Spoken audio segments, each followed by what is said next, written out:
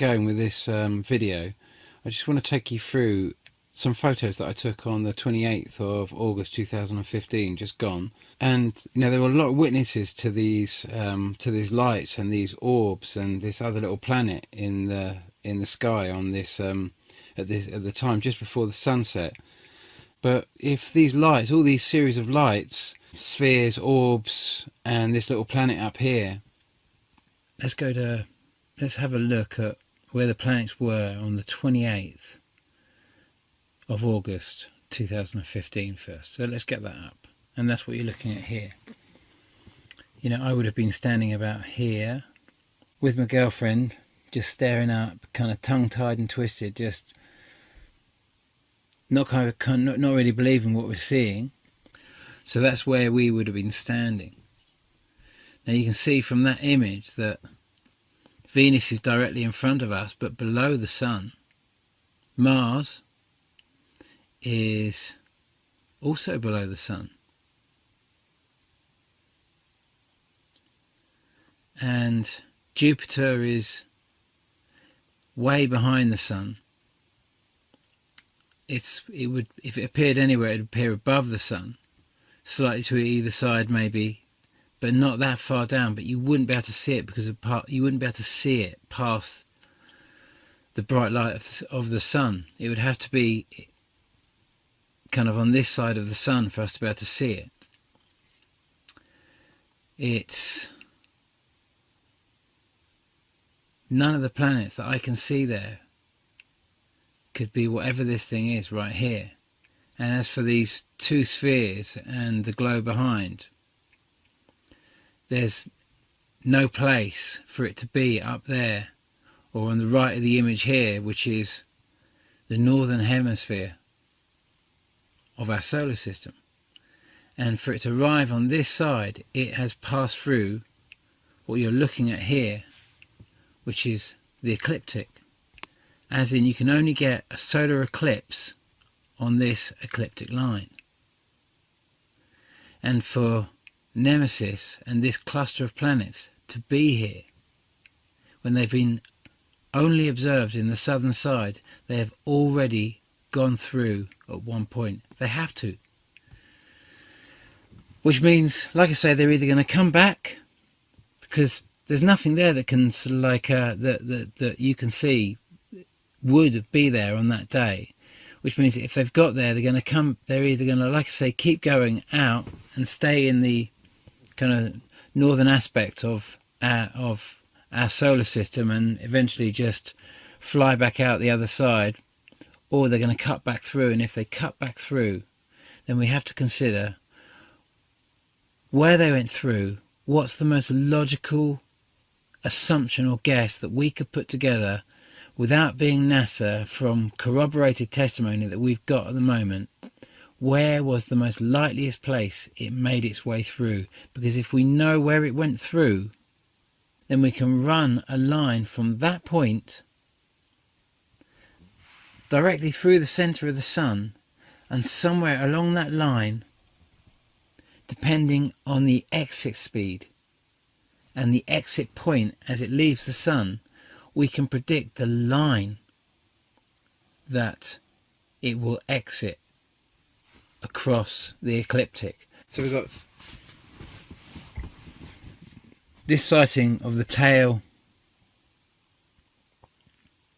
of Nibiru. I have to assume it's that. I don't know it's that, but it's the nearest, most logical guess. This was seen just after sunset, following the Sun down, which means that its position was between us and the Sun. Then this is this thing coming back, and it's kind of in between us and the Sun right now. But it's in, like I say, the northern plane of our solar system.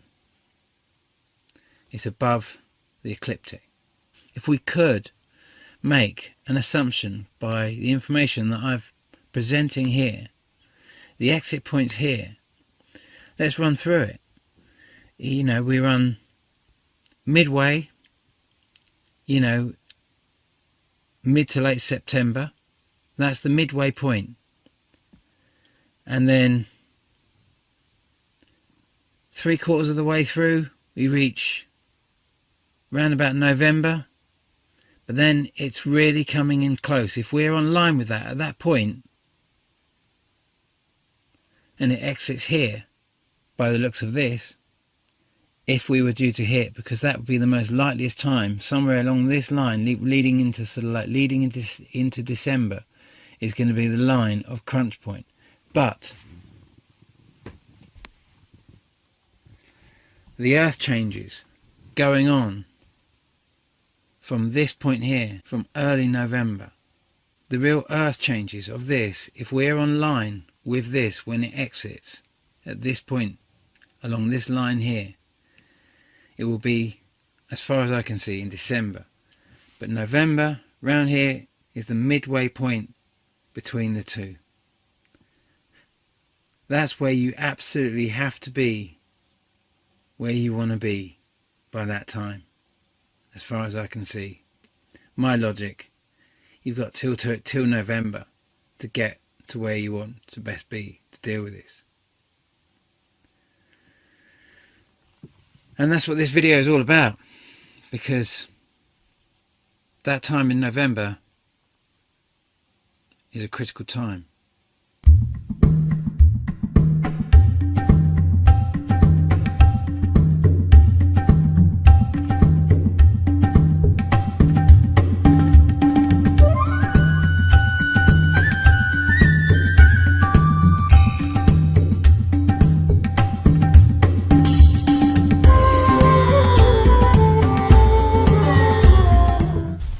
So hello there, Dave Dobbs here, otherwise known as David Field for my writing, or you know, specifically my book Laughing Gas, but most people know me as Dave Dobbs because of my satirical political activism.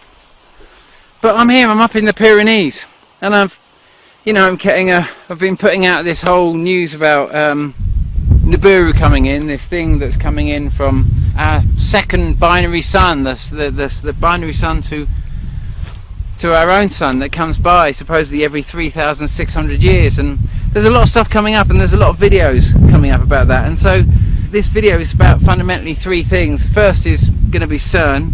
We're going to briefly touch on CERN, then we're going to talk about Nemesis or Planet X or Nibiru or whatever you call it, and or whatever you've come to know it as. And then we're going to talk about what this is really all about, which is your birthrights, our birthrights. And so, okay, so if we start with CERN, we know that, you know, when they first fired it up on the 10th of the 9th of the 8th, or 10th of the 9th 2008, you know, it was very quickly that they got it, you know, this 27-kilometre ring underground tunnel where they were rotating protons or hadrons at 11,000 times in 1 second. That was the speed they got it up to. And then the more power you add to that, you know, they don't go faster. You can only get it up to 99.999% of the speed of light. But then you start putting more and more and more power in, and what happens is the proton starts getting heavier and heavier and heavier and heavier, almost like it's gold or something like that, or much heavier. You know, it starts getting this enormous density to it. Or this, it starts behaving like it's got enormous mass, and then you get, you know, a proton going the opposite direction, and the plan is to collide them at the highest amount of energy now that they can get into them on the 23rd of September. And so, what's that all about? What are they really trying to do? And you know, there's a tremendous argument. There's an age-old argument of whether light is a wave or a particle, and I'm not a particle physicist, but nonetheless, I've definitely tried to understand what's going on. And what I am is, my speciality is a channel. I'm, you know, I've been brought up by channels. I come from a family of channels, and I've had this whole narrative that's been unfolding in my own life, and it's brought this crazy message through to me that explained to me over the last kind of like 9 years what's really been happening on this earth. And it's been a very difficult message for me to understand. You know, that's why I wrote Laughing Gas, which was to try and go through this whole journey and trying to understand this message that has been coming into me. And so we're going to see this big thing going off on the 23rd, or attempting to go off on the 23rd. But the message I've been given is that CERN can't function if this Earth is not completely at war. You know, it has to be beyond saving for the Large Hadron Collider to work, because the big gods, the real gods that really created this plane, will not allow this plane to be destroyed unless it is completely and utterly destroyed, with it being destroyed and torn apart by war. And so we have to understand that as we get closer and closer to the 23rd of September, to the designated time when they're going to collide these particles, these massively heavy particles, when they collide, for this to work, they're going to try and absolutely make war on every front occur, because we come right now to the end of an age, right now, and you can't transfer, as I'm led to understand, you can't transfer negative karma onto the end of an age. And so we arrive at this place now where we see this massive financial crash being orchestrated, you know, and this particle collider which is going to attempt to bust a hole in the side of this Earth for some kind of escape strategy, just to open up some kind of new world order, just to open up some kind of new world. And that brings us to the second element of what this video is about, which is about about Nibiru, Planet X. Some call it Nemesis. Commonly it's called, you know, our second binary sun. And you think 90%, 80-90% of all suns ever observed in our greater universe have been involved in binary relationships. So it wouldn't be a far-fetched concept to suggest that our sun is involved in a binary system, and it would explain a lot of the sort of like movements that our ancients have calculated that our sun seems to make, that we've never been able to understand. Because how can something go up and down unless it's actually really just going round and round? You know, it's got these cyclic sort of motions, and we're starting to realise that our sun's involved in a binary system. Is it that much of a big deal? I don't know.